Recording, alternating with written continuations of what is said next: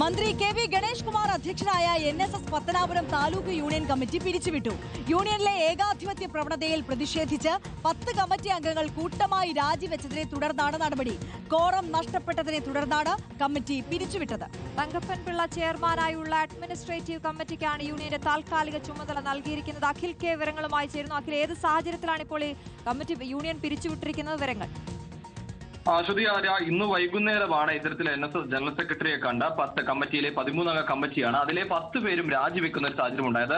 ഈ രാജിവെച്ചതോടുകൂടി തന്നെ കോറം തികയാതെ വന്നു. ഇതോടുകൂടി സ്വാഭാവികമായ നടപടിക്രമം എന്ന നിലയ്ക്കാണ് ഇത്തരത്തിൽ NSSന്റെ പത്തനാപുരം യൂണിയനെ പിരിച്ചുവിട്ടിരിക്കുന്നത്. ഇതോടുകൂടി 13 അംഗ അഡ്മിനിസ്ട്രേറ്റീവ് കമ്മിറ്റിക്ക് ചുമതല നൽകി. ഇതിന്റെ ചെയർമാനായിട്ട് ഇത്തരത്തിൽ കരിക്കകത്ത് തങ്കപ്പൻ പിള്ളയെയാണ് നിയമിച്ചിരിക്കുന്നത്. ഇദ്ദേഹമായിരിക്കും ഇനി ചുമതല ഉണ്ടാവുക. ഇനി അടുത്തൊരു തെരഞ്ഞെടുപ്പ്, അതായത് ഈ അഡ്മിനിസ്ട്രേറ്റീവ് കമ്മിറ്റി ഇതിന്റെ മറ്റ് കാര്യങ്ങളൊക്കെ നിയമ നടപടികളും മറ്റ് കാര്യങ്ങളും പൂർത്തിയാക്കിയ ശേഷം ഒരു വർഷത്തിനുള്ളിൽ അടുത്ത തെരഞ്ഞെടുപ്പ് നടത്തണം എന്നുള്ളതാണ് നിയമം. ആ ഒരു വർഷത്തിനുള്ളിൽ അടുത്തൊരു തെരഞ്ഞെടുപ്പ് നടക്കും. അതിലായിരിക്കും പുതിയ ഭരണസമിതി ആര് എന്ന കാര്യത്തിൽ ഒരു വ്യക്തത വരിക. പക്ഷെ അതേസമയം ഈ താലൂക്ക് യൂണിയന്റെ ചെയർമാൻ സ്ഥാനം മന്ത്രി കെ.വി. ഗണേഷ് കുമാർ നഷ്ടമാകുക, അതായത് പ്രസിഡന്റ് സ്ഥാനം നഷ്ടമാവുകയാണെങ്കിൽ പോലും ഈ ജനറൽ ബോഡി, അതായത് NSSന്റെ ജനറൽ ബോർഡ് അംഗമായി തന്നെ ഗണേഷ് കുമാർ തുടരുമെന്നാണ് നമുക്ക് മനസ്സിലാക്കാൻ സാധിക്കുക. ആ കാര്യത്തിൽ തിരിച്ചില്ല. പക്ഷേ ഈ കഴിഞ്ഞ കുറെ ദിവസങ്ങളായി തന്നെ വലിയ രീതിയിലുള്ള പൊട്ടിത്തെറികളായിരുന്നു പത്തനാപുരം യൂണിയന്റെ ഭാഗത്തുണ്ടായത്.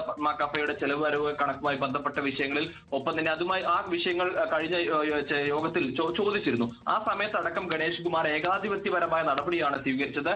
യൂണിയന്റെ പല കാര്യങ്ങളിലും ഏകാധിപത്യപരമായ നടപടികൾ സ്വീകരിക്കുന്നു എന്ന കാരണം ചൂണ്ടിക്കാട്ടിക്കൊണ്ടാണ് ഈ 10 പേരും രാജിവെക്കുന്ന ഒരു സാഹചര്യം ഉണ്ടായത്. ഇത് എന്തായാലും തെരഞ്ഞെടുപ്പ് വരാനിരിക്കെ ഇത് വലിയ തിരിച്ചടിയാകും എന്ന് തന്നെയാണ് കണക്കാക്കുന്നത്. വലിയ പൊട്ടിത്തെറികൾ ഇതിനുള്ള അകത്തുണ്ടായിരുന്നു. അതിനുശേഷം, അതായത് കഴിഞ്ഞ കുറെ കാലങ്ങളായി ഇത് പരിഹരിക്കാനുള്ള ശ്രമം NSSന്റെ ഭാഗത്തുണ്ടായിരുന്നു. ആദ്യഘട്ടത്തിലൊക്കെ NSS പ്രതികരിച്ചതും അല്ലെങ്കിൽ അത്തരത്തിൽ അനൌദ്യോഗിക പ്രതികരണങ്ങൾ ഉണ്ടായിരുന്നെങ്കിൽ പോലും അതടക്കം വന്നിരുന്നത് ഈ വിഷയങ്ങൾ അത് ഒരു NSSന്റെ യൂണിയന്റെ ഒരു താലൂക്ക് യൂണിയൻ ഉള്ളിൽ വരുന്ന അതിലെ ഉള്ളിലെ പ്രശ്നങ്ങളാണ് എന്നതാണ്. പക്ഷേ ഇപ്പോൾ അത് പുറത്തേക്ക് വന്നിരിക്കുന്നു.